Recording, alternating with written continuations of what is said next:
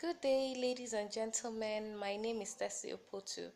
I am the CEO of TTalk, the Tessie Opotu company. I really hope my videos actually have an impact, a positive one, on your various businesses. Thank you so much for your likes, your comments, your shares.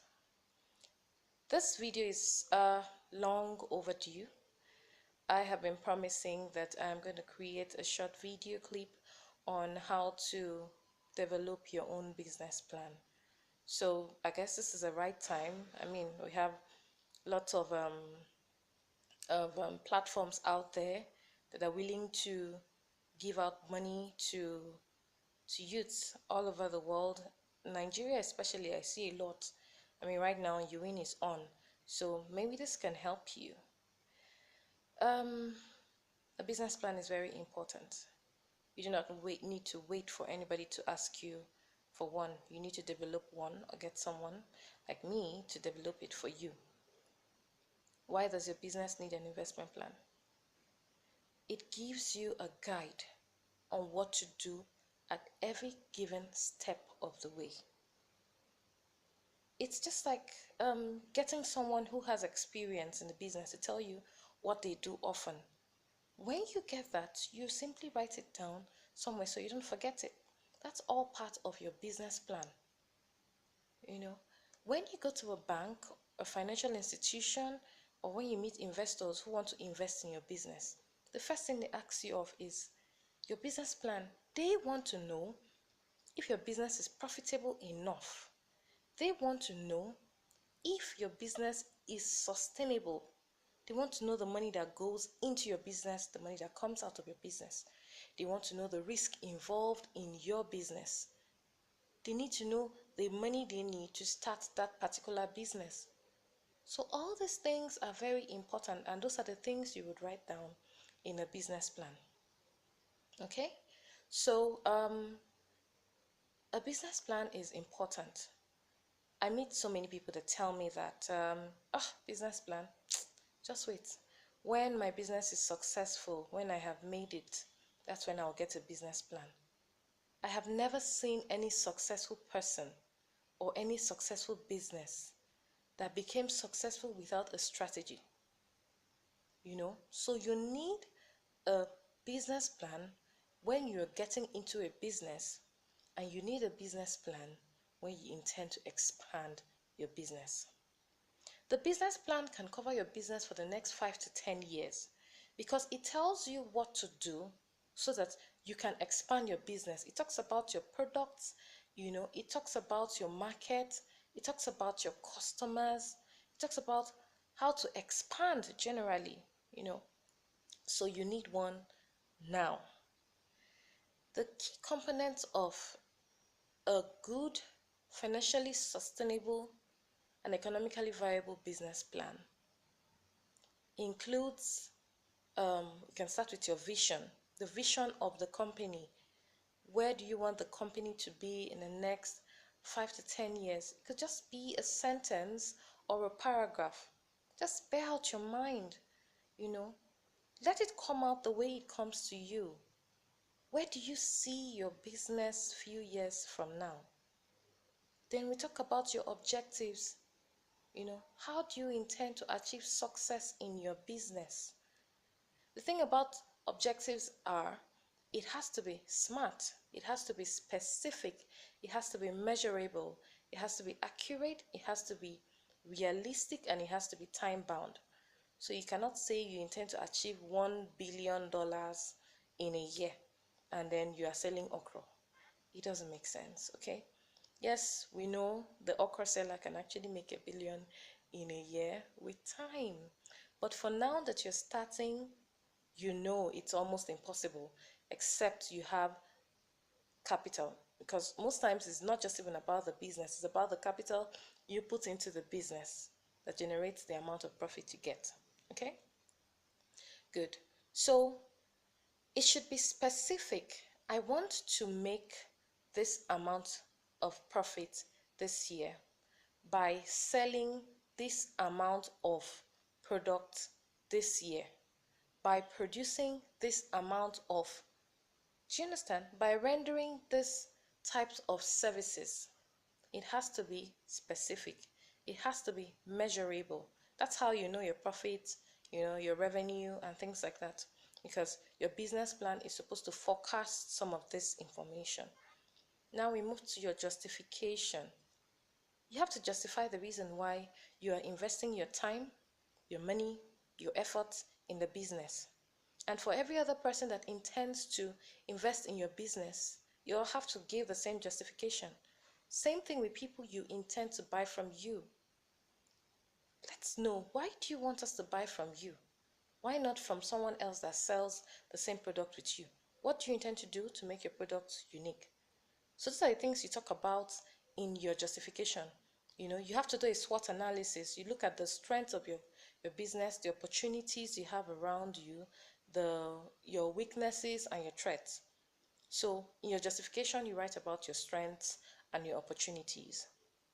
Then you give a brief description of your business. What's the name of your company? Is it registered? What sort of registration does it have?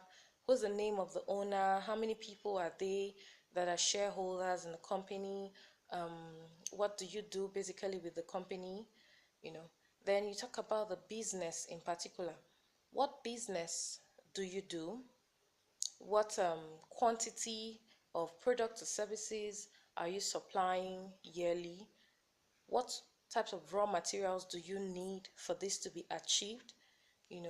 What technology are you applying to your business that is going to make it better, cost effective, is going to give it a great quality, that's going to reduce the price? You also talk about the product uniqueness, which you talked about in your justification. There's no harm in repeating it over and over. That's your strength, so you talk about it. Okay. Then you talk about your market, availability of market. Even if you have the best products in the world and you don't have people to buy it from you, you're as good as someone who has not produced anything. So you have to know the people that are willing to buy your product as soon as it comes out. Then you talk about, just give us a brief summary of the money that you need to start the business as well, and then the things you intend to use the money to purchase. Then you talk about your products or your services, and your services if you're offering the both of them. So what are your products? What raw materials do you use to produce them? What kind of products do you have? Give a brief description of what they are and the various types. Then what are the raw materials that you put in? Like I said, what do you do from start to finish of a product cycle? Then you tell us the features of the product as well. Then you move to your market plan. How do you intend to sell this product to people? Who are your targeted market? What do they do? Why do you think your product will be useful to them? How do you intend to make your product attractive enough? What quantity do you think they will need? Make sure the quantity you get should be equivalent to what you say you produce. If you are producing 10,000 fishes and you can only sell 7,000 fishes, that means you are going to have to spend so much on feed, for example, feeding the remaining 3,000, which is going to affect your profit. You understand? So you need to make sure you get the person that is going to offtake the remaining 3,000 from you even before you start production. If not, don't produce it. Produce just 7,000. Okay? Then we talk about your financial plans. You can break this down to the items you need to start your business. You talk about the raw materials, you talk about the operational cost, and then your equipment, your assets generally, and then you give a total cost. Then you take all your equipment to your asset register so that you know that these are the things that are assets in my company. You register them, and then you can use this to find the depreciation. Just use a simple, straightforward, method of depreciation so that you can use this for other calculations. Like you need a lot of calculations in the financial plans. So we talk about your revenue and cost table. This is where you get your profit. You need to know how much profit you're going to make in a year. So all your calculations should be based on yearly calculations, the money you're going to make this year, as in the revenue, you get that from calculating your sales. What are you selling? What quantity? At how much? Equals to how much for both the primary and the secondary sources of revenue. Then you talk about your cost, all the items you have to purchase this year for you to be able to sell this amount of products or services. This is what it took you, and then you find your profit. You just subtract your cost from your revenue to get that, and then you deduct your tax and you get your net profit. Then we also talk about your cash flow. um, what money comes into your business, what money goes out of your business. Let's say for the next 5 years, because you need to have a projection. How you know the money that comes into your business is you need to keep records.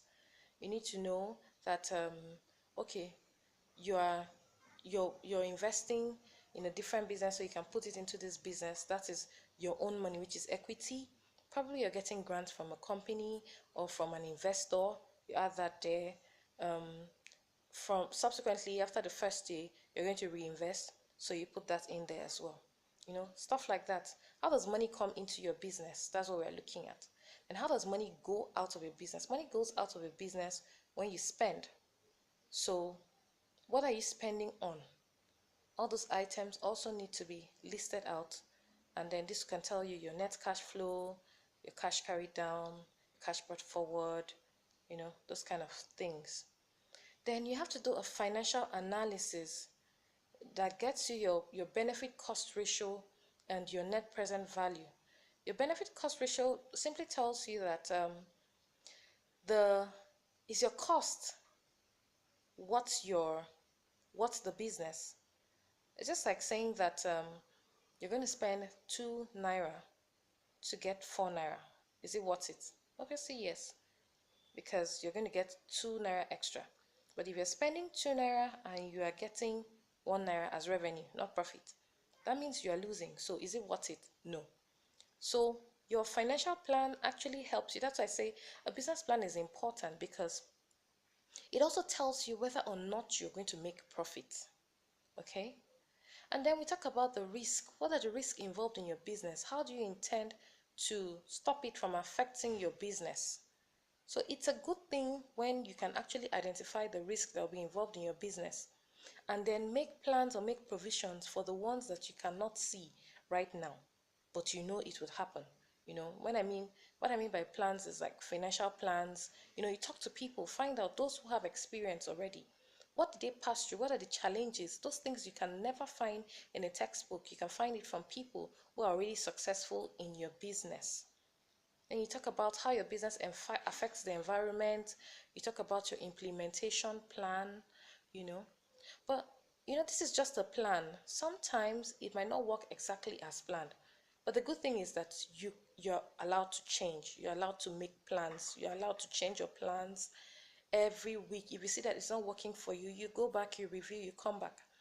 But I always tell my friends, my family members, people I talk to, I tell them that starting a business is one thing, knowing how to run one is another. So every day you should strive to be better. Learn how to make your business better. Find out what it takes to expand. Talk to people that are successful already. Grow personally as an individual. And then the last thing I always tell my friends that are business owners is, when you fail, that's not the end of the world. When you fail, you actually learn. People actually don't learn from succeeding, they learn from failing. So if you are here and you have failed in a business before, don't see it as a failure. See it as a means of learning something that can help you in the next business. But if you failed the first time and you're still repeating the same mistake, that's a different ball game.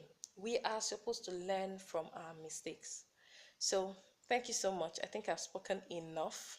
Okay, for more information, you can just give me a call, 081 8088 9398, or you can check us out on our Facebook page, the Tessie Opotu Company. Thank you so much for your time. Thank you for listening. If you felt we had an effect on you, please share with your friends that you feel this can affect as well positively. Thank you.